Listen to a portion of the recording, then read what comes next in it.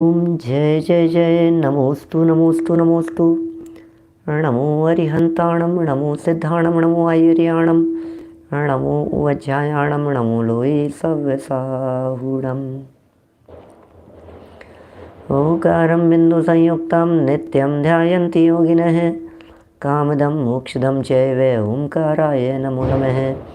अविरल शब्द घनो विप्रक्षालित सकल भूतल मलकलंकः मुनिभिरुपासित तीर्था सरस्वती हरतु नो दुरितान्।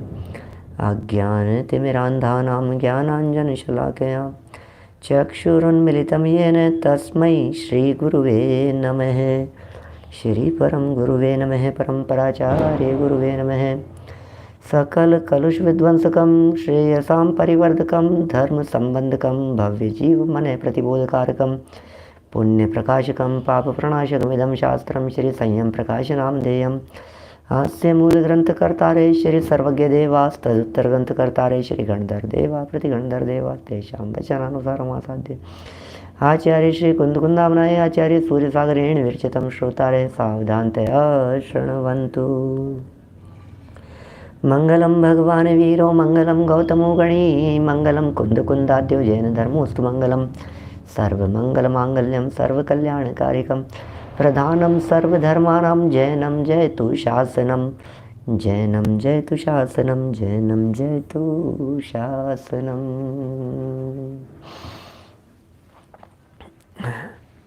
संयम प्रकाश नाम का यह ग्रंथ है।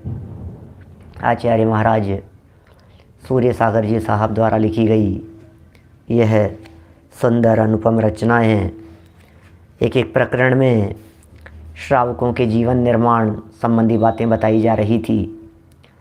कौन होते हैं श्रावक, कैसे होते हैं श्रावक, श्रावकों को अपना जीवन किस प्रकार का बनाना चाहिए, और ये सब बातें हुई। और कल एक प्रकरण जिसमें यह कह दिया गया कि भैया धर्माचरण से ही सब कुछ संभव है, धर्माचरण से ही सब कुछ मिलता है। आप जो चाहें वो चीज़ मिल जाएगी, लेकिन धर्माचरण से। जिनके जीवन में धर्म होता है उन्हें सब कुछ मिलता है, और जिनके जीवन में धर्म नहीं होता वे वस्तुओं के पीछे दौड़ते हैं, उन्हें कुछ नहीं मिलता। देखिए, जो व्यक्ति संयोगों के पीछे दौड़ते हैं उन्हें संयोग नहीं मिलते, वे संयोगों के पीछे दौड़ते रहते हैं।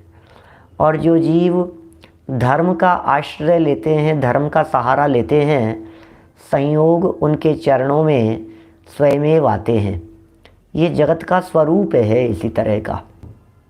इसलिए यदि हम यह चाहते हैं, संयोग भी जो व्यक्ति चाहते हों उनको भी यहाँ कहा गया है कि आप धर्म के मार्ग पर चलो। बस जीवन में धर्म को अपनाओ, धर्म के रास्ते को अपनाओ, धर्म के पथ पर चलो। यही शिक्षा वास्तव में यहाँ जिनवाणी में दी गई है। और प्रत्येक आत्मार्थी का यही कर्तव्य है कि वो जैसे भी बन पड़े धर्म के मार्ग पर और धर्म के पथ पर चले। देखिए क्या क्या मिलता है। कल इसकी एक लंबी चौड़ी लिस्ट यहाँ बता दी थी, और ये कह दिया था धर्म के मार्ग पर चलने वाले व्यक्ति को निरोगी शरीर और न मालूम क्या क्या है। निरोगी शरीर, उत्तम कुल में जन्म लेना, चतुराई, भाग्य, बड़ी आयु, शारीरिक शक्ति, और ये सब पदार्थों की प्राप्ति होती चली जाती है। स्वर्ग की प्राप्ति, मोक्ष की प्राप्ति भी हो जाती है। निर्मल कीर्ति प्रकट होती है, उत्तम विद्या की प्राप्ति होती है, विशेष पुण्य धनादि संपत्तियों की प्राप्ति होती है। अरे ऐसी कौन सी वस्तु है जिसे धर्मात्मा व्यक्ति चाहते हों और उनके जीवन में वो नहीं आती हो? ऐसी कौन सी वस्तु है? हर वस्तु धर्मात्माओं के जीवन में स्वयमेव प्राप्त होती है। ये धर्म का ही उत्तम फल है। ये सब बातें बता देने के पश्चात यहाँ ये कहा गया कि भाई धर्म कैसे करूँ ये बताओ। तो कहा कि भैया तो आत्मा को जान। तो भाई मैं आत्मा को कैसे जानूँ ये बताओ। मैं तो नहीं जान पा रहा हूँ आत्मा को, तो इसका मतलब क्या धर्म नहीं करूँ मैं? तो बोले सुन, एक काम कर, जब तक आत्मा तेरे जानने में न आवे, जब तक आत्मा ज्ञान का विषय न बने, तब तक जिनेंद्र देव की पूजन कर। स्वाध्याय कर, गुरुओं की उपासना कर, अध्ययन कर, चिंतन मनन कर, थोड़ी सूक्ष्मता में जाने का प्रयत्न कर, भक्ति पूजन दान अधिक व्रत उपवास अधीन प्रवृत्तियों में अपना उपयोग लगा। जब तक सच्चे धर्म की प्रकटता न हो, जब तक आत्मा पकड़ में नहीं आवे, इसका मतलब जब तक हमें आत्मा पकड़ में नहीं आवे, जब तक आत्मा का ज्ञान न होवे, तब तक आत्मा का ज्ञान करने के लिए जो माध्यम है उन माध्यमों से पीछा मत छुड़ाना, क्योंकि रास्ता तो यही है। क्या रास्ता ये है, इसका अर्थ भी कोई व्यक्ति गलत न समझ लेवे, कोई ऐसा न जान लेवे कि पूजन करते करते आत्मा मिल जाएगा, ऐसा भी नहीं होगा। कोई व्यक्ति ऐसा नहीं समझ लेवे कि दान देते देते रास्ता मिल जाएगा, वो भी गलतफहमी में है। यदि कोई व्यक्ति ऐसा समझ लेवे कि देव पूजा गुरु उपासना संयम तप दान ये करते करते मुझे रास्ता मिल जाएगा, तो बहुत बड़ी गलतफहमी में। तो फिर साहब कैसे होगा, आप ही बताइए प्रभु, फिर होगा कैसे? कि सुनो, इन सब को करना छोड़ना नहीं है, और इन सब को में धर्म मानना नहीं है, और इन सब में जो मूल मुद्दे की गहरी बातें हैं उन्हें स्वाध्याय के दम पर समझते रहना है। कि कब तक समझते रहना है? कि जब तक समझ करके समझने वाले में उपयोग नहीं समा जाए, तब तक समझते रहना है। ख्याल में आ रही है बात? क्या कह दिया है, प्रकरण क्या है, बात क्या चल रही है? समझने वाले को जब तक न समझ लेवे, तब तक अपने उपयोग को इनसे बाहर मत जाने देना। जैसे आदरणीय लालचंद भाई साहब का वचन है ना, प्रमाण में अटकना नहीं और प्रमाण से बाहर जाना नहीं। ये बहुत सुंदर वचन है, आध्यात्मिक वचन है लालचंद भाई का। पंडित जी साहब बहुत आध्यात्मिक गहरे प्रवक्ता रहे अपने समय के। वे क्या कहा करते थे, प्रमाण में अटकना नहीं और प्रमाण के बाहर जाना नहीं। तो बहुत ऊंची बात हो गई, बहुत गहरी बात हो गई। अब मैं यहाँ कहता हूँ, पुण्य में अटकना नहीं, शुभ भावों में अटकना नहीं, षट आवश्यकों में अटकना नहीं, और षट आवश्यकों से बाहर अपने उपयोग को भ्रमाना नहीं। क्या कहा? इन षट आवश्यकों में अटकना नहीं। क्या? बिल्कुल नहीं अटकना इन षट आवश्यकों में, लेकिन इन षट आवश्यकों से बाहर बोले ज़्यादा नहीं। कहाँ तक? अपने टोडरमल जी साहब ने सती के लिए दो ही घर कहे हैं, या तो पति का घर या पिता का घर। इसके अतिरिक्त यदि कहीं जाती है तो व्यभिचारिणी कहलाती है। ऐसे ही जिनवाणी में हमारे लिए अपने उपयोग के लिए दो ही घर कहे हैं, या तो निज देव या जिन देव। निज देव पति का घर है और जिन देव वो पिता का घर है। या तो निज देव के पास में रहो और निज देव से बाहर निकलो तो जिन देव की शरण में रहो, और इससे बाहर बोले तीसरी जगह तो जाना नहीं। तो कहाँ जाना? कि उपयोग यदि अंदर में तो अब नहीं समा पा रहे हैं, नहीं रह पा रहे हैं, तो क्या करेगा? सम्यक दृष्टि ज्ञानी जीव को भी जब स्वभाव के अवलंबन के बाहर उपयोग निकलता है, तो उसे भी पंच परमेष्टि षट आवश्यक ही शरण कहे गए हैं। उसके लिए भी कहते हैं षट आवश्यकों की शरण लो, ये कहा जाता है। जयनंद देव की पूजन करो, गुरुओं की उपासना करो, स्वाध्याय करो। ख्याल में आ रही है बात? बोलो, सोचना जरा, मतलब बहुत बहुत गंभीर बात ये कह रहे हैं हम आपसे, इसे समझने का प्रयत्न करना। क्या देखो, इसका कारण यही है कि प्रमोद जी भाई साहब, इसका कारण यही है कि आत्मा पकड़ में आया नहीं और षट आवश्यकों को हे जान करके छोड़ दिया, तो फिर क्या होगा? पाप में प्रवर्तन करता रहेगा। षट आवश्यकों को छोड़ने का उपदेश बराबर गुरुदेव के माध्यम से दिया गया, लेकिन उसमें धर्म नहीं मानने का उपदेश था। उन्होंने अपने जीवन में कभी षट आवश्यकों में से एक आवश्यक की अवहेलना नहीं की। नित्य देव पूजा गुरु उपासना चलती थी उनके जीवन में, स्वाध्याय संयम सब बराबर उनके जीवन में चलता था। एक की भी उन्होंने अवहेलना नहीं की, लेकिन धर्म एक को भी नहीं माना। उन्होंने इसमें से धर्म बुद्धि छुड़ाई और उनके शिष्यों ने ये प्रवृत्तियां ही छोड़ दी। क्या करें? उन्होंने ये समझाया कि देव पूजा में धर्म नहीं है और उनके अनुयायियों ने, शिष्यों ने पूजा करना ही छोड़ दिया। उन्होंने कहा गुरु उपासना में धर्म नहीं है, उन्होंने बतलाया तप में धर्म नहीं है, दान तप इनमें धर्म नहीं है, व्रत उपवास आदि में धर्म नहीं है। तो क्या किया कि व्रत उपवास आदि करना ही छोड़ दिया। तो बोले इनमें धर्म नहीं था तो इनसे ऊपर आत्मा को पकड़ना था ना, तो आत्मा तो पकड़ में आया नहीं और इन सब में धर्म नहीं है, इसलिए इनको भी छोड़ दिया। तो फिर क्या करता है कि चलो सिनेमा देखने, और क्या करें, ये हो गया। तो ये यहाँ कहना चाह रहे हैं भाई, इन 6 आवश्यकों को यथार्थ रीति से अपने जीवन में पालन करना, और उनमें सबसे पहले नंबर का बिंदु है देव पूजा और उसका महात्म्य। क्या है ना, पूजा का किया विसर्जन प्रभु और पाप भाव में चला गया, अब तक की मूर्खता भारी, तजनी महला हलहाय पिया। बोलो क्या करें? पूजन कर रहा था, पूजन करते करते विसर्जन कर दिया, और अब क्या हुआ कि चलो नाश्ते का टाइम हो गया, चलो भोजन का टाइम हो गया, चलो भोजन तैयार है, विधान पूरा हो गया, भोजन, जिनेंद्र पूजा हो गई, या पेट पूजा शुरू करो, पाप भाव में चला गया।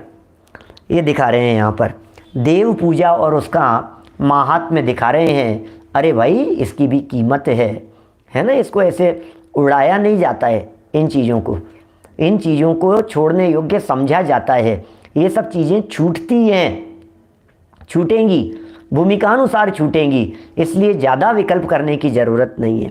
देखो सारे आगम के प्रमाण दे करके यहाँ बात कर रहे हैं। एक एक बात आगम प्रमाण से कहेंगे, थोड़ा लंबा चलेगा, बहुत तरह की बातें इसमें आएगी घूम फिर करके। क्या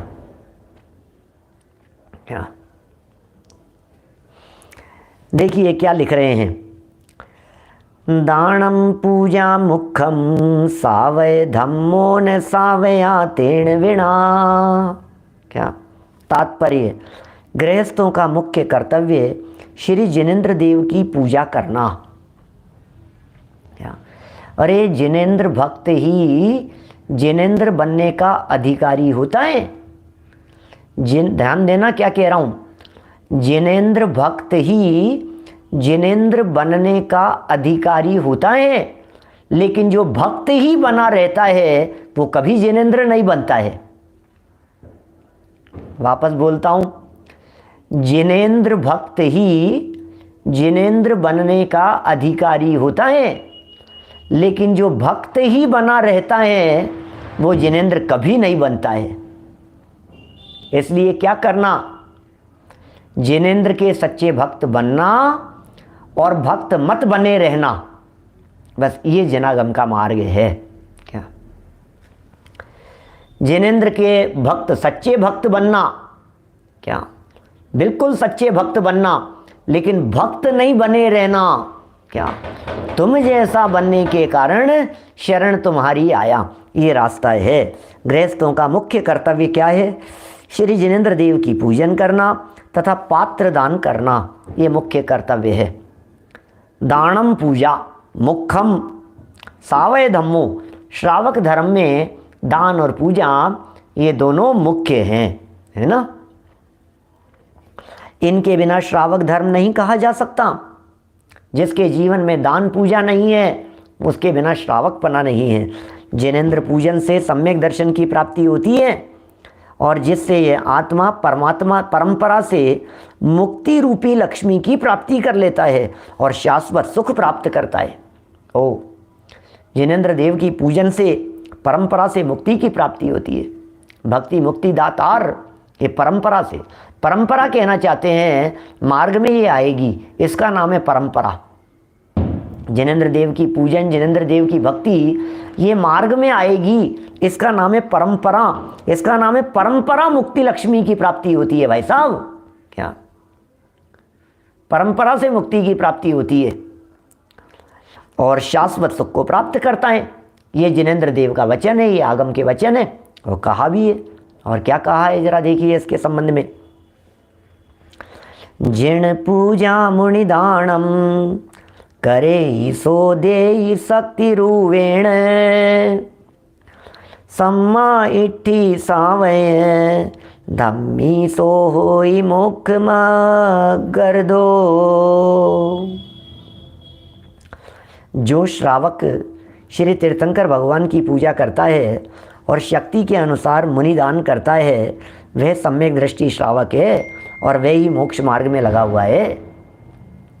शक्ति के अनुसार ये कार्य करते रहें, शक्ति के अनुसार इन प्रवृत्तियों में जुड़े रहें, शक्ति के अनुसार तीर्थंकर भगवान की पूजन करते रहें।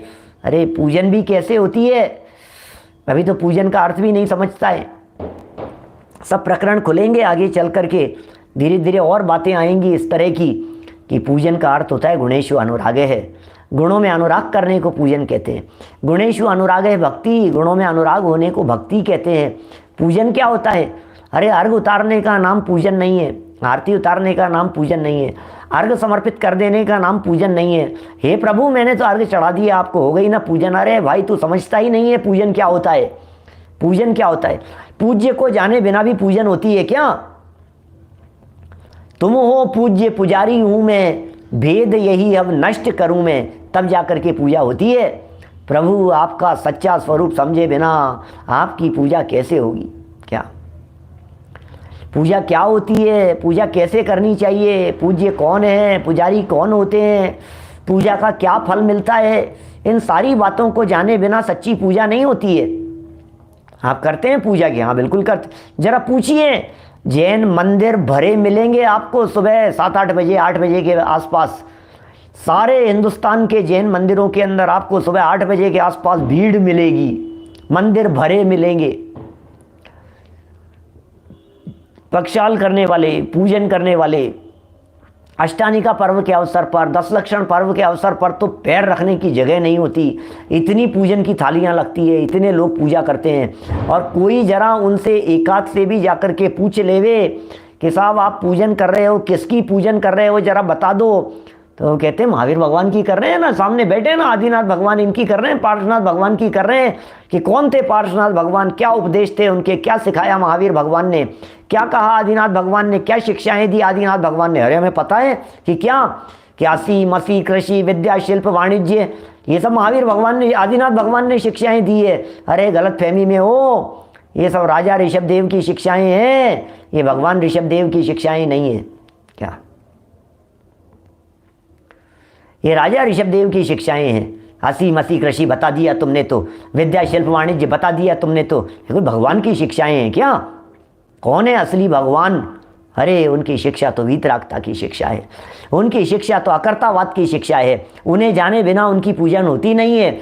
गुरुदेव ने एक स्थान पर ऐसा कहा, जिनेंद्र देव को जाने बिना जो जिनेंद्र की पूजन करता है वो ग्रहित मिथ्यात्व का पोषण करता है।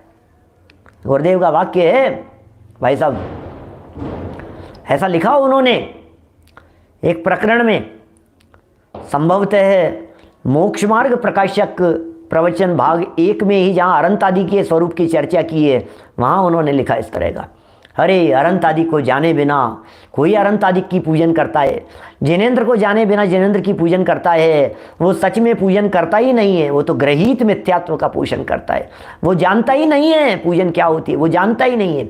अरे जो अनंत के वीतराग स्वरूप को नहीं जानता है, इसका मतलब वो अनंत भगवान के पूजन कुछ ना कुछ डिमांड लेकर के कर रहा है। वो भक्त नहीं, वो तो भिखारी बन के आया है पूजा करने के लिए, वो तो कुल परंपरा से करता है पूजन, इसका मतलब वो तो ग्रहित मिथ्यात्व का पोषण कर रहा है। उसके लिए वो भगवान नहीं है, उसके लिए तो वो क्या कहेंगे, अल्लादीन का चिराग है। भगवान के आकर के कलश कर रहा है, अभिषेक कर रहा है, सोच रहा है इनकी प्रतिमा को थोड़ा सा घिसूंगा तो थोड़ा सा मेरे कुछ ना कुछ मेरे को संपदा मिल जाएगी, थोड़ी शांति मिल जाएगी, थोड़ा ये मिल जाएगा, वैभव आ जाएगा, धन आ जाएगा, बरसात आ जाएगी, धन की बरसात हो जाएगी, प्रॉपर्टी मेरे कब्जे में आ जाएगी, केस जीत जाऊंगा, पार्टी आ जाएगी, दुनिया भर के न मालूम क्या क्या बातें सोचता है। क्या कर क्या रहा है ये तो बता, 1 मिनट तू क्या कर रहा है? भगवान की पूजन कर रहा हूं, तो जानता है भगवान वीतरागी होते हैं। साहब मैं तो भगवान कुछ कपड़े तो पहनते नहीं हैं, लेकिन आप जो भी है करेंगे तो यही, लेकिन प्रभु जी बेड़ा पार लगा देना, मंझधार में है नैया, प्रभु पार लगा देना। ये लगाएंगे प्रभु पार, तेरी नैया ही पार लगाएंगे। ये कह रहे हैं परंपरा से मुक्ति की प्राप्ति होती है भगवान की पूजन करने वाले को। झूठी बात नहीं है, ये सच्ची बात है। ये परंपराएं, भगवान की पूजन करने वाले भगवान बन जाते हैं, ये परंपराएं। आप देखिए, इतिहास उठा करके देख लीजिए, जो जो भगवान बने हैं उन्होंने पूर्व जन्मों में जिनेंद्र देव की पूजन भक्ति आराधना की है, उनका गुणानुवाद किया है, उनके बताए हुए मार्ग पर चले हैं, तब वे आज परमात्मा बन गए, तब उन्हें मुक्ति की प्राप्ति हुई है। आज देखो मुक्ति लक्ष्मी प्राप्त कर लेते हैं। ओहो, क्या गजब बात कह रहे हैं भाई साहब। मुक्ति लक्ष्मी प्राप्त कर लेता है और शाश्वत सुख प्राप्त करता है। कहा भी है, पढ़ ली थी क्या पंक्तियाँ अपन ने? पढ़ तो ली थी, अर्थ भी पढ़ लिया था। जो श्रावक श्री तीर्थंकर भगवान की पूजन करता है और शक्ति के अनुसार मुनिदान करता है, मुनिराजों को दान देता है, वह सम्यक दृष्टि श्रावक है और वही मोक्ष मार्ग में लगा हुआ है। ओ सुनो भैया, क्या लिख रहे हैं, क्या करें। और भी कहा है, एकापि समर्थेयम जिन भक्तिर दुर्गतिम निवारयितुम पुण्यानि च पूरयितुम दातुम मुक्ति श्रियम कृतिनः। सोमदेव सूरी यशस तिलक का यह श्लोक है। केवल जिनेंद्र भगवान की पूजा भक्ति भी विवेकी श्रावक को दुर्गति के दुखों से छुड़ाकर सदगति में पहुंचाती है। केवल पूजन भक्ति भी, ध्यान देना, अभी सत्य स्वरूप समझ लेवे तो ये तो मुक्ति में चला जाए। क्या सत्य स्वरूप नहीं समझ रहा है और सिर्फ कर तो रहा है ना अभी, क्योंकि रास्ता मिलेगा उसको यहीं से। अरे कभी कोई व्यक्ति उससे ये पूछ लेगा कि सिमंदर भगवान कौन है, और ये कहता है कि मैं तो नहीं जानता, तो फिर तू अर्घ चढ़ा रहा है रोजाना, विद्यमान श्री 20 तीर्थंकर सिद्ध प्रभु के गुण गाऊं, इतना सा नहीं जानता है। विद्यमान श्री 20 तीर्थंकर है, मैं बोल रहा हूं रोजाना, अच्छा मैं अर्घ चढ़ा रहा हूं, मुझे तो पता ही नहीं था। इतना किसी व्यक्ति ने टोक दिया किसी दिन, और उस दिन से उपयोग में आ गई। अब पूजन करेंगे तो समझ करके करेंगे, बोले परंपरा से मुक्ति प्राप्ति का अधिकारी हो जाएगा। हे वीतराग सर्वज्ञ प्रभो, तुमको नाभ तक पहचाना। क्या अतएव पढ़ रहे हैं प्रभुवर 84 के चक्कर खाना। क्या पारसनाथ, पारसनाथ मेरे प्रभु का नाम, क्या प्रभु का नाम पारसनाथ। क्या हे भगवान तेरे ही भरोसे पारसनाथ, भंवर में नैया जरूर डूबेगी भैया, जरूर डूबेगी। भगवान भरोसे पड़ा रहा, भरपूर सुखी कर दोगे तुम, ये सोचे सन्मुख खड़ा रहा। प्रभु मैं क्या बताऊं आपको, मैं तुम्हारे सन्मुख खड़ा रहा कि आप मुझे भरपूर सुखी कर दोगे। क्या बोलो, बहुत ही गजब गजब की पूजाएं हैं, अद्भुत रहस्य छिपे हुए हैं। चाहे वे पुरानी पूजाएं हों चाहे नई पूजाएं हों, समझ करके करो। लेकिन कौन कौन व्यक्ति, देखो जो व्यक्ति रोजाना पूजन करने के लिए आ रहा है और स्वाध्याय नहीं कर रहा है, कभी उसको चांस है, क्योंकि वो मंदिर रोजाना आ रहा है, दर्शन रोजाना कर रहा है, कभी कोई उसको कोई बात सुनने को मिल गई तो कहीं ना कहीं चांस लग जाएगा, उसका चांस लग जाएगा बस। लेकिन समझने की जिज्ञासा होनी चाहिए, समझने की रुचि होनी चाहिए। जो समझ करके ही बैठा हो कि मैं सब समझता हूँ, फिर उसे कोई नहीं समझा सकता है। देखिए, जो पूजा भक्ति भी विवेकी श्रावक को, विवेकी यदि श्रावक है, थोड़ी बहुत भी यदि विवेक है उसमें, तो उस विवेकी श्रावक को दुर्गति के दुखों से छुड़ाकर सदगति में पहुंचाती है तथा महान पुण्य बंद कराती है एवं परंपरा से मुक्ति रूपी लक्ष्मी को देती है। और कहा भी है, कृत्वान पूजाम गुरुदेव यो यह करोति किंचित गृह कार्य जातम भक्त्या से हीन भवती है पापी गाढ़ांधकारे महती प्रविष्ट है। तो जो भगवान की पूजा किए बिना तथा सद्गुरुओं की उपासना किए बिना भोजन करते हैं, वे केवल पाप रूपी अंधकार का भक्षण करते हैं। क्या लिख रहे हैं भाई, आचार्यों के श्लोकों को प्रस्तुत किया है। जिनको जिनेंद्र देव के दर्शन नसीब नहीं होते हैं, जिन्हें जिनेंद्र देव की पूजन करने का भाव नहीं आता है, जिन्हें जिनेंद्र देव की भक्ति करने का भाव नहीं आता है, अरे जिनेंद्र मूरत में हमने देखा स्वयं की सूरत झलक रही है। आईना है वो आईना।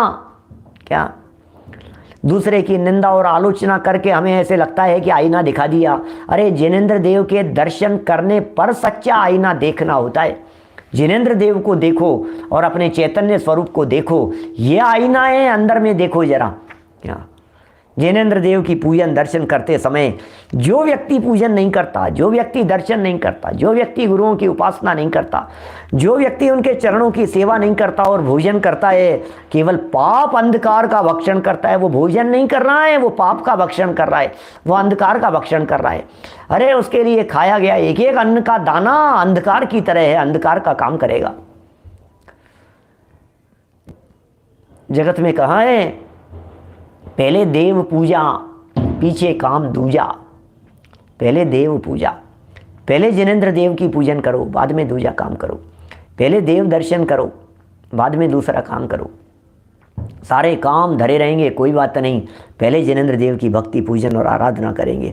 सुनो, भावार्थ लिखते हैं श्रावक जीवन के संदर्भ में। क्या कह रहे हैं सुनो जरा।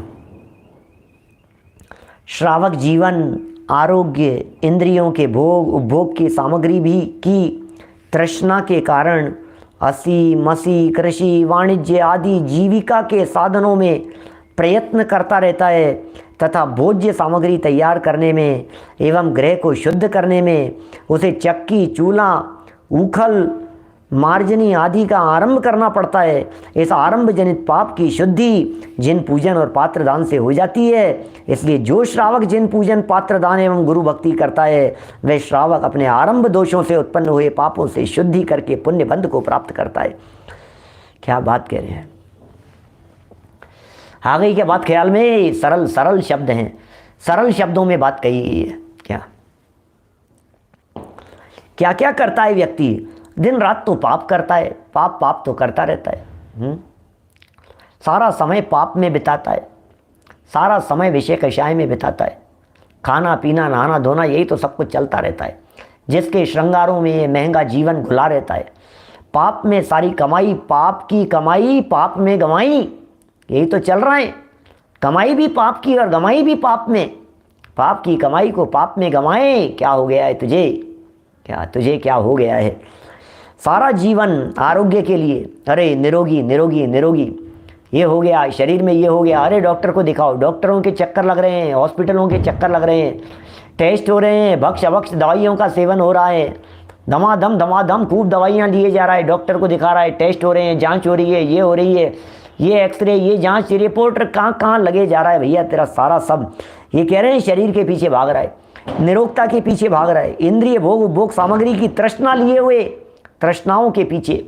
आज ये मिल गया, आज ये मिल गया, एसी लगवा लो, फ्रिज लगवा लो, ये लगवा लो, कूलर लगवा लो, इसकी व्यवस्था करवा लो, एयर कंडीशन करवा लो, होम थिएटर बना लो घर में। क्या होम थिएटर बना दो भैया, थिएटर बनाओ घर में, एक थिएटर होना चाहिए, ये होना चाहिए, ये व्यवस्थाएं ऐसी होनी चाहिए, ऐसी लग्जरी चेयर्स होनी चाहिए, ऐसा सोफा सेट होना चाहिए, रिक्लाइनर होना चाहिए, ये होना चाहिए, लिफ्ट होनी चाहिए, फैसिलिटी पूरी ऐसी होनी चाहिए, आदमी अंदर आ जाए तो फिर उसके बाद में घर से बाहर निकले नहीं। अरे भाई, ये इन जीविका के साधनों के प्रयत्न करते करते ये सारे प्रयत्न करते करते भैया, ये सारे धमाकों के बीच में क्या आराधना करनी होगी। ये सारे जंजाल के बीच में ये सब चलते रहेंगे, इस तरह के धमाके सब होते रहेंगे। क्या करें? पिछले वर्तमान में हमें पात्र दान किस तरह से करना चाहिए, आगे आएगा, दान का प्रकरण भी आएगा। अरे दान की भावना हो तो योग्य पात्र जरूर मिलते हैं, भावना भाव। ऐसे गुरुवर क्या है, वे मुनिवर कब मिली है उपगारी। क्या साधु दिगंबर नगन निरंबर संवर भूषण धारी, वे गुरुवर कब मिली है उपगारी। जरूर मिलेंगे, जहाँ चाह होती है वहाँ राह होती है। सुपात्र भी मिलेंगे, योग्य पात्र भी मिलेंगे। भावना भाव आप जरूर मिलेंगे। योग्य मुनि भी मिलेंगे, योग्य साधक भी मिलेंगे, योग्य विद्वान भी मिलेंगे, योग्य व्रती भी मिलेंगे, आराधक भी मिलेंगे, साधना और आराधना करने वाले भी मिलेंगे। और ये कोई ना मिले तो साधर्मी तो सर्वत्र मिलेंगे आपको। जब अवसर मिले साधर्मियों को कराइए, साधर्मियों को कराइए, सम्यक सन्मुख को कराइए, ऊपर से चलिए। सर्वोत्कृष्ट दान के योग्य पात्र दान के लिए मुनिराज उत्तम से उत्तम पात्र हैं। आगे आएगी जब दान की चर्चा करेंगे, अंतिम चर्चा है, लेकिन उसमें तो कई महीनों लग जाएंगे अभी आने में, क्योंकि प्रश्न उठ गया है, इसलिए बात कहता हूँ। भावना भाई है महामुनिराज को आहार दान देने की, और यदि वो प्रसंग न बन सके तो पंचम गुणस्थान वर्ती, पंचम गुणस्थान वर्ती भी यदि कहीं ना दिखे, प्रतिमाधारी दिखे, त्यागी दिखे, व्रती दिखे, ब्रह्मचारी दिखे, आप उन्हें दीजिए। वे न मिले तो सम्यक दृष्टि मिले, सम्यक दृष्टि भी न मिले तो सम्यक तो सन्मुख मिले, सम्यक तो सन्मुख जरूर मिलेंगे आपको। आपको ऐसे आराधक साधर्मी लोग जरूर मिलेंगे, उन्हें जरूर आप बुलाइए, उन्हें विनय से बहुमान पूर्वक। क्यों? क्योंकि आपके द्वारा कराया गया भोजन उसकी आराधना में निमित्त बनेगा। आपके द्वारा कराए गए उस भोजन से वो भोगों की प्राप्ति नहीं करेगा, वो भोगों की तरफ नहीं दौड़ेगा। वो भोजन उसके भोगों में निमित्त न बन के उसके ज्ञान ध्यान और आराधना की वृद्धि में निमित्त बनेगा। ऐसे योग्य पात्रों की तलाश कीजिए, आपको जरूर मिलेंगे भाई साहब। क्या देखिए, आहार दान विषय के ऊपर, मुनिराजों के आहार दान विषय के ऊपर दादा का भी प्रवचन है, और हमारे भी पंच कल्याणकों के ऊपर जो प्रवचन है प्लेलिस्ट में, उसमें एक दो जगह, दो तीन जगह कहाँ किए हैं, वहाँ के आहार दान संबंधी प्रवचन, वो प्रवचन आप सुनेंगे तो बहुत सारी बातें वहाँ जानने को मिलेगी कि मुनिराज कैसे होते हैं। देखो आगे लिख रहे हैं, ये जीविका के साधनों का प्रयत्न करता रहता है, दिन रात लगा रहता है, जीविका के साधनों में, आजीविका के साधनों में रचा पचा रहता है, भोज्य सामग्री तैयार करने में। सुनो, उसमें नहीं लगाए, कोई बात नहीं साहब, हमने तो कमाना छोड़ दिया, तो बनाना तो नहीं छोड़ा है। कमाने में हिंसा होती थी, उससे ज़्यादा हिंसा अधिक आरंभ में कही है। आरंभ त्यागी। हो सकता है बाप दादाओं की कमाई हुई इतनी संपत्ति हो हमारे पास में, इतनी संपत्ति हो हमारे पास में कमाई हुई कि हमें कमाने की ज़रूरत नहीं पड़े, कोई बात नहीं। तो व्यापार तो नहीं किया, उद्योग तो नहीं किया, लेकिन आरंभ से तो नहीं बच पाया ना। क्या आरंभ का क्या होगा? सारे आरंभ में पाप लग रहा है। घर गृहस्थी में रहते हुए जीव पाप से बच नहीं सकता है। पूरा आलोचना पाठ घर गृहस्थी के में अपने द्वारा किए गए पापों की चर्चा करते हुए ही लिखा गया है। पाप कार्यों की प्रवृत्तियों के संदर्भ में वो पूरा आलोचना पाठ लिखा गया है।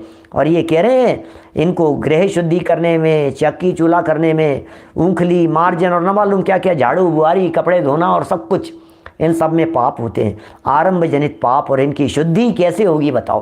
क्या करें, क्या करें प्रभु? प्रतिक्रमण करो, आलोचना पाठ पढ़ो, भगवान की पूजन करो, जिनेंद्र देव की पूजन करने में उपयोग लगाओ, प्रभु के चरणों की शरण में जाओ। क्या मंदिर जाकर के जिनेंद्र देव का पक्षाल नहीं करेगा तो घर में रह करके 2-4 साल के बच्चों का पक्षाल करना पड़ेगा। पक्षाल माने उनको नहलाने धुलाने में लगा रहेगा, और क्या करेगा बोलो? गृहस्थी जन्य पाप करेगा। तो वहाँ जाकर के जिनेंद्र देव की पूजन के लिए यदि सामग्री नहीं धोएगा तो घर में कपड़े धोएगा, क्या करेगा? जिन मंदिर जाकर के यदि शास्त्र का स्वाध्याय नहीं करेगा तो घर में न्यूज़पेपर पढ़ेगा। वहाँ देव दर्शन नहीं करेगा वहाँ जाकर के, तो यहाँ दूरदर्शन के सामने बैठेगा, बता क्या करेगा। सोचना ये सब चीज़ें, ये उन सब से बचने के लिए, अरे जितनी देर के लिए घर गृहस्थी के आडंबरों से इनसे बचा जा सके उतना तो बचो। पूजन और पात्र दान से ही हो सकती है। इसलिए जो श्रावक जिन पूजन करता है, पात्र दान देता है एवं गुरुओं की भक्ति करता है, वह श्रावक अपने आरंभ दोषों से उत्पन्न हुए, आरंभ के जो दोष थे, इन आरंभ दोषों से उत्पन्न हुए पापों से शुद्धि करके पुण्य बंध को प्राप्त करता है, वो पुण्य बंध को प्राप्त करता है। इसलिए वे प्रशंसनीय धर्मात्मा हैं। एवं जो जिनेंद्र भक्ति और पात्र दान किए बिना भोजन करता है, ओ क्या लिख रहे हैं, वो तो प्रशंसनीय धर्मात्मा है, वो तो प्रशंसनीय है, वो तो धर्मात्मा है। और जो जिनेंद्र भक्ति और पात्र दान दिए बिना भोजन करता है, वह पाप रूपी अंधेरे को ही खाता है। भोजन नहीं कर रहा है, वो अंधेरे को खा रहा है, पाप रूपी अंधेरे को खा रहा है। क्या? क्योंकि उसके पाप की शुद्धि कदापि नहीं हो सकती। ओह, पाप की शुद्धि का तो साधन ही नहीं है उसके पास में, क्या साधन ही नहीं है। और भी कहा है, सुनो जरा और क्या कहा है, और सुनिए जरा। केचिद्वदन्ति धनहीन जनो जगन्य, केचिद्वदन्ति गुणहीन जनो जगन्य।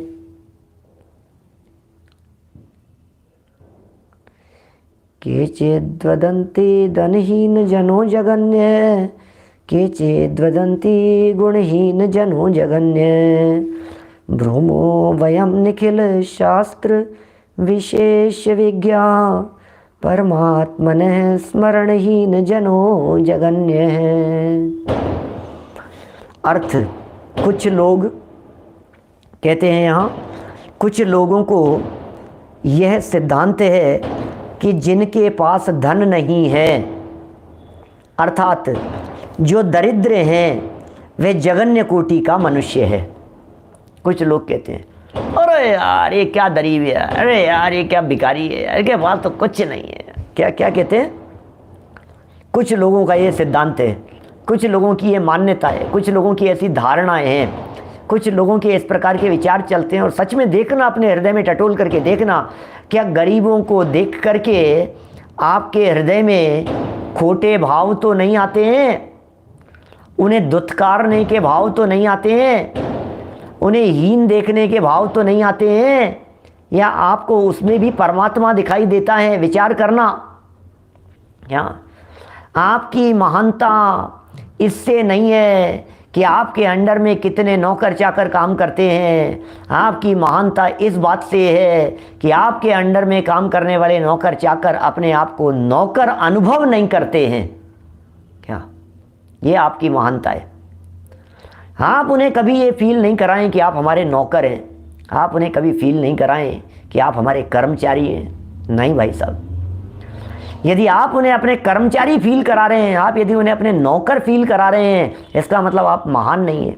उसकी फीलिंग में ये बात आनी चाहिए कि मैं किसी महान व्यक्ति के साथ में हूँ, मैं किसी उत्कृष्ट घर में हूँ, मैं किसी मुमुक्षु के घर में हूँ, मैं किसी आत्मार्थी के घर में हूँ, मैं किसी ऐसे व्यक्तित्व के घर में हूँ जो स्वयं अपने आप को भगवान देखता है और मुझ में भगवान देखता है।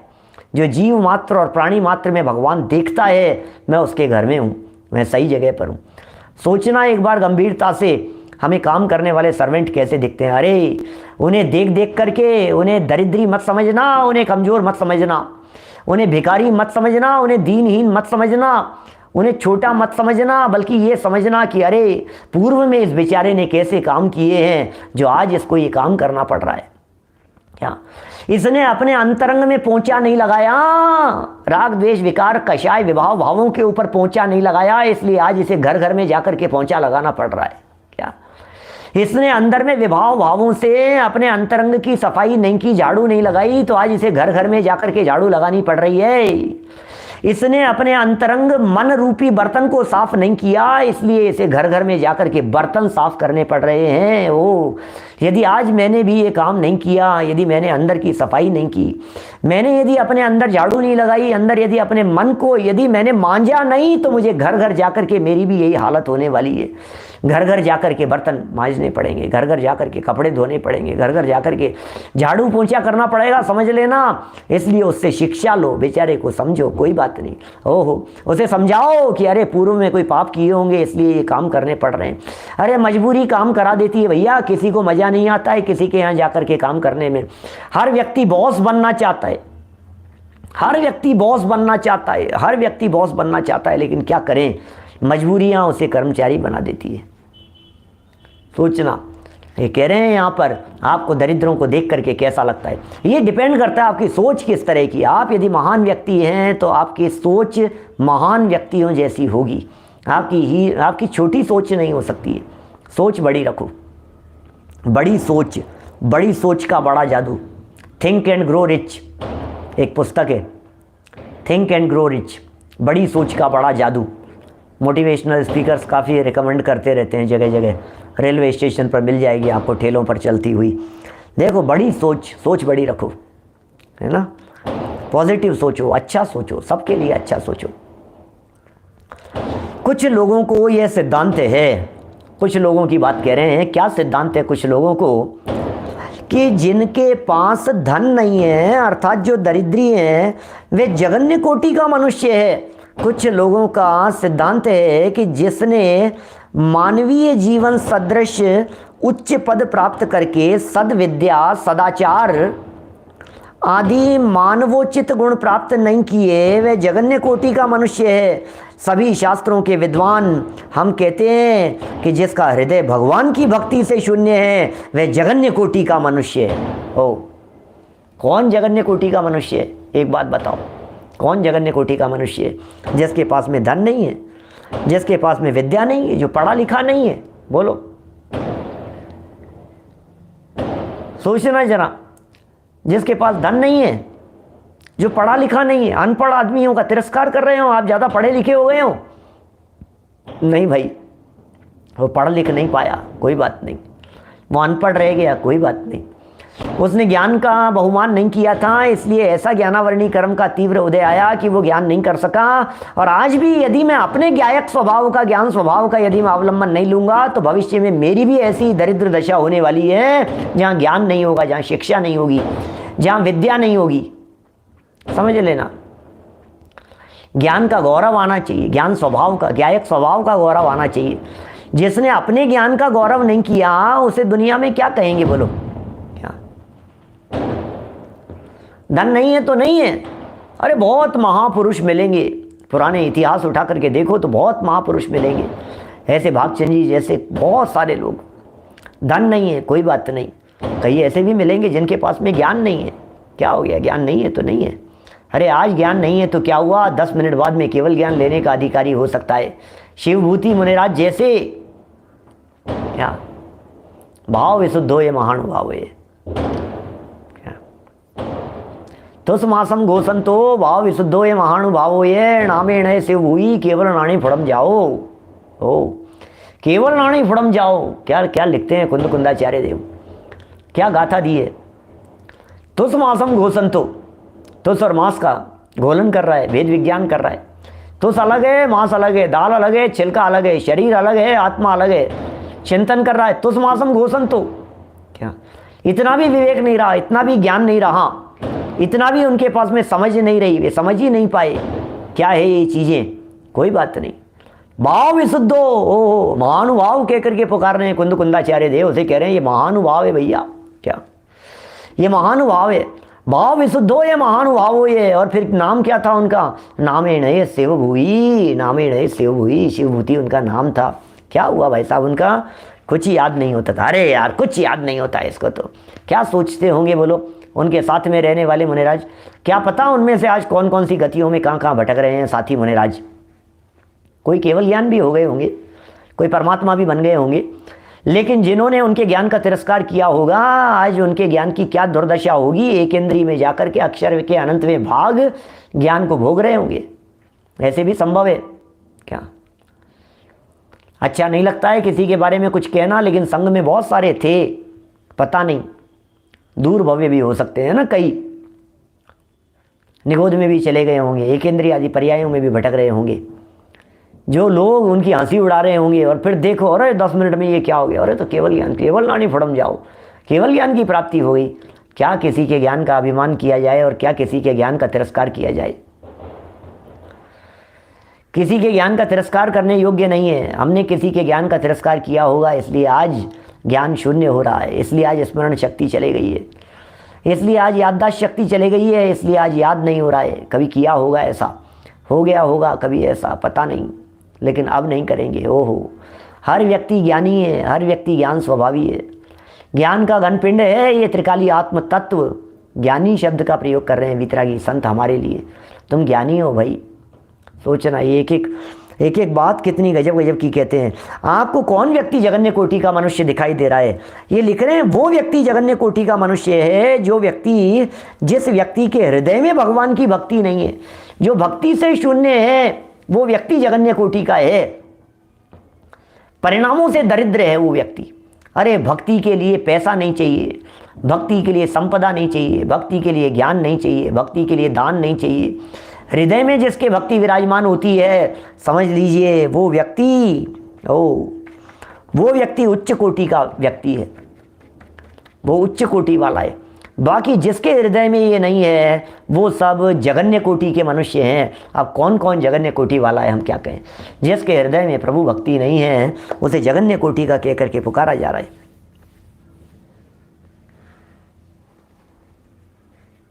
देखो और भी कहा है, पढ़ें क्या नीचे हैं? एक और पढ़ ले, में कहाँ ख़त्म हो रहा है ये? चलो नीति वाक्य के पहले एक और पढ़ लो। यहाँ तो ये समझ में आ गया ना, सदाचार मानवोचित गुण प्राप्त नहीं किए वो जगन्य कोटि का मनुष्य है। दुनिया में तो ये कहा जाता है, अच्छी बात है, लेकिन फिर भी यहाँ क्या कह रहे हैं? शास्त्रों के विद्वान क्या कहते हैं? सभी शास्त्रों के विद्वान ये कहते हैं, हम ये कहते हैं जिसके हृदय में भगवान की भक्ति नहीं है। और जिसके हृदय में भगवान की भक्ति है उसका क्या होगा? अब बताऊं मैं क्या होगा, सुनो। उसके हृदय में भगवान बैठे हैं। आप सोच सकते हैं क्या कह दिया है? जिसके हृदय में भगवान की भक्ति है, क्या उसके हृदय में कौन बैठा है भाई साहब? उसके हृदय में साक्षात भगवान बैठे हैं। और 3 लोक के नाथ, अनंत गुणों के निधान ऐसे भगवान जिसके हृदय रूपी झोली में बैठे हुए हो, वो दरिद्री कैसे हो सकता है? सोचना, आपकी झोली में क्या है कि 2 लाख रुपए, आपकी झोली में क्या है बोले 2 करोड़ रुपए, आपकी झोली में क्या है कि ज्ञान है, आपकी झोली में क्या है कि पैसा है, संपदा है, सब बैंक बैलेंस है, प्रॉपर्टी है आपकी झोली में, कि इसकी झोली में तो कुछ भी नहीं है। अरे इसकी झोली में तो साक्षात प्रभु बैठे हुए हैं। अब बताओ किसके पास में ज़्यादा संपदा है? जिसके अंदर में भगवान बैठे हुए हैं, जिसके अंदर में भगवान की भक्ति चल रही है। ये जो बात लिख दी है आचार्यों ने, ये कैसे लिखी है? इसलिए उसे दरिद्री नहीं समझना, कमज़ोर नहीं समझना, है ना। देखो आगे,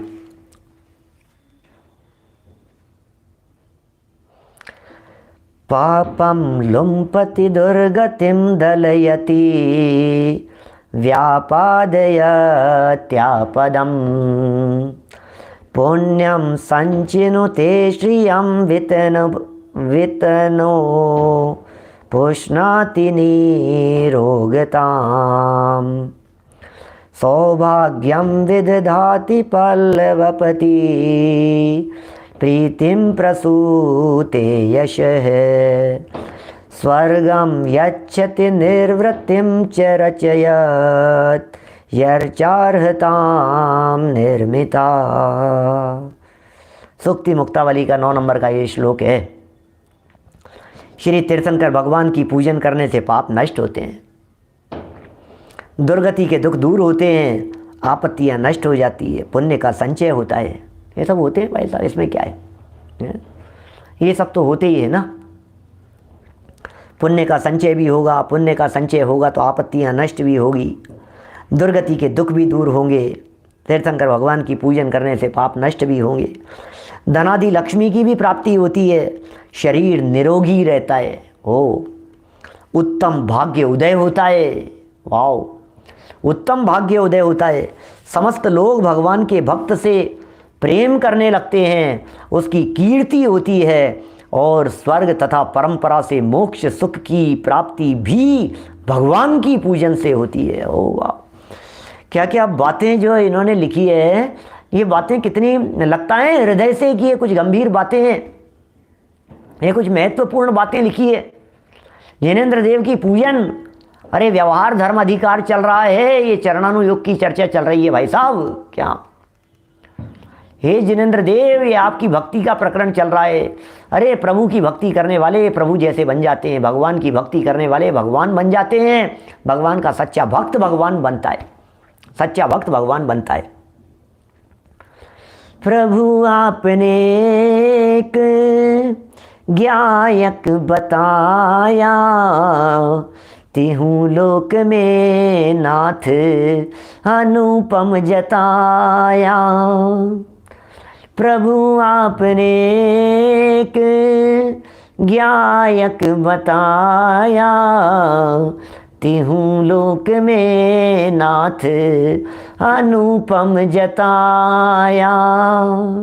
प्रभु को देख करके उनकी बातें याद नहीं आती है?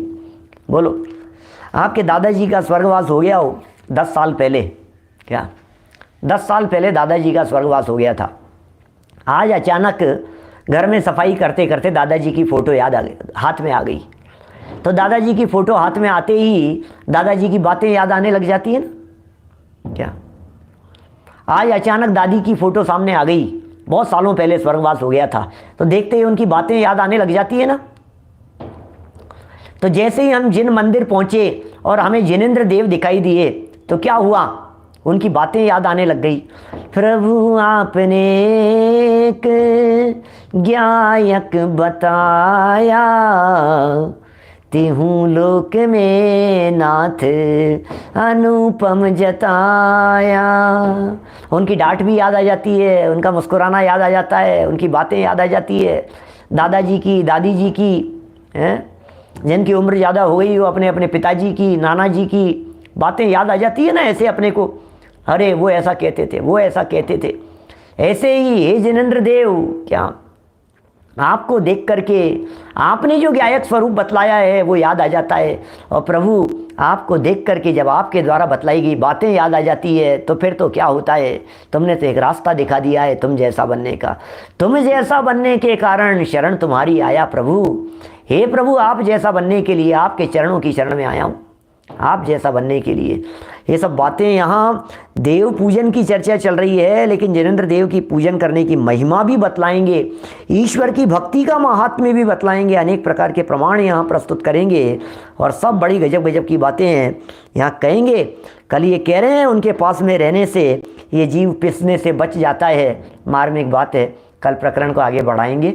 अभी जिनवाणी स्तुति प्रातःकालीन सभा में समय सार की 14वीं गाथा और उसकी टीका चल रही है। बहुत महत्वपूर्ण जिनागम की गाथाओं में से एक है।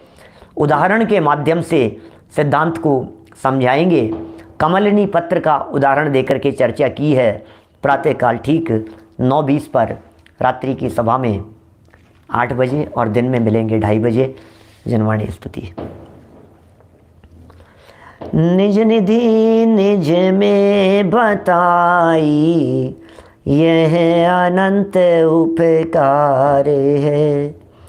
उसके लिए जिन वाणी माँ को वंदना शतबार है, वंदना शतबार है। प्रणमो वरिहंताणम, प्रणमो सिद्धाणम, नमो